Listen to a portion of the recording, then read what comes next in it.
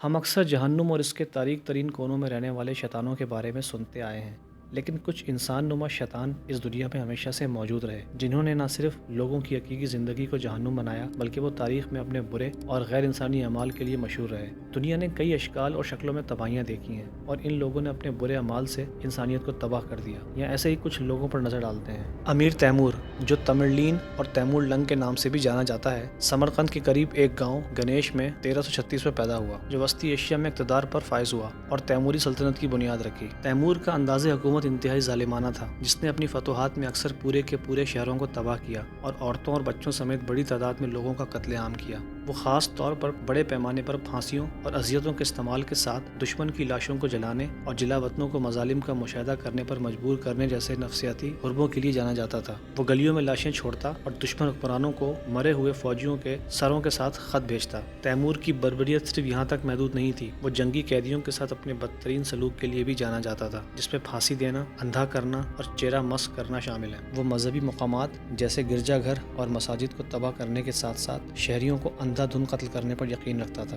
وہ جبری مشقت کے استعمال اور فتح کیے ہوئے علاقوں کی پوری آبادی کو غلام بنانے کے لیے بھی جانا جاتا تھا۔ اپنی ظالمانہ شہرت کے باوجود وہ قانون لطیفہ کا سرپرست تھا، جس نے اپنے دارالحکومت میں کئی عمارتیں تعمیر کروائیں۔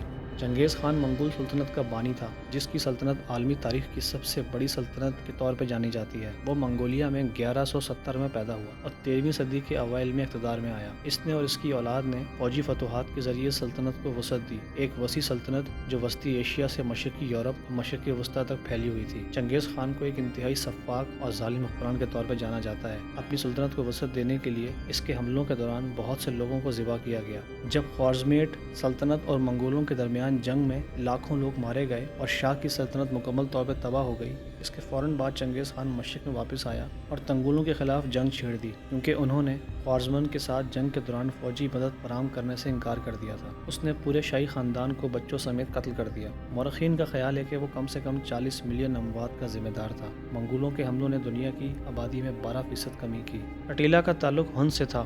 ہند دراصل سائبیریا کے ریگستانوں میں بسنے والی ایک خانہ بدوش قوم تھی، جو غذا کی قلت کے سبب مشرقی یورپ میں آ بسے۔ اٹیلا دی ہن قدیم دور کے سب سے زیادہ خوفزدہ رہنماؤں میں سے ایک تھا، جس کی سلطنت یورال پہاڑوں سے دریائے ایران تک پھیلی ہوئی تھی۔ اٹیلا کو خدا کی لعنت کے طور پر جانا جاتا تھا، جس نے اقتدار کے لالچ میں اپنے خاندان کو قتل کیا۔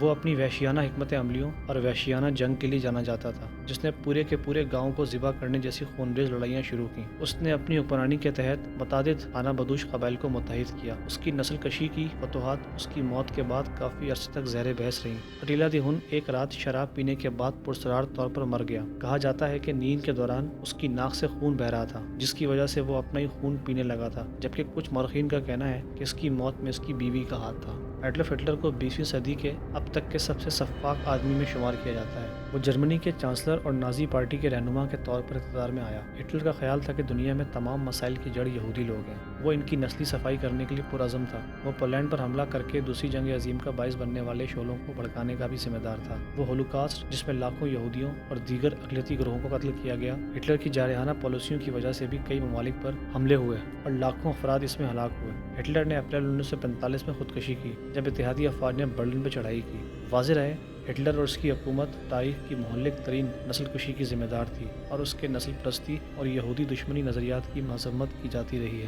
جوزف اسٹالن کا تعلق سوویت یونین یعنی موجودہ رشیا سے تھا، جس نے 1920 کی دہائی کے وسط سے 1953 میں اپنی موت تک سوویت یونین کی کمیونسٹ پارٹی کے جنرل سیکرٹری کے طور پہ سوویت یونین کی قیادت کی۔ وہ دنیا کے سب سے طاقتور اور متنازع رہنماؤں میں سے ایک تھا۔ اس کی حکومت قحط، دہشت گردی اور جنگ کے ذریعے لاکھوں لوگوں کی موت کے لیے ذمہ دار تھی۔ اسٹالن جارجیا کے شہر گوری میں پیدا ہوا۔ وہ غربت میں پلا بڑھا۔ اسٹالن کی مذہبی ماں اسے پادری بنانا چاہتی تھی، لیکن وہ جلد ہی ملحد یعنی ایتھیزم کی طرف جھک گیا۔ اس نے 1898 میں روسی social democratic labour party RSDLP میں شمولیت اختیار کی اور انقلابی سرگرمیوں میں شامل ہو گیا، اور جلد ہی کمیونسٹ پارٹی کی صفوں سے اٹھ کر 1924 میں ولادیمیر لینن کی موت کے بعد سوویت یونین کا رہنما بن گیا۔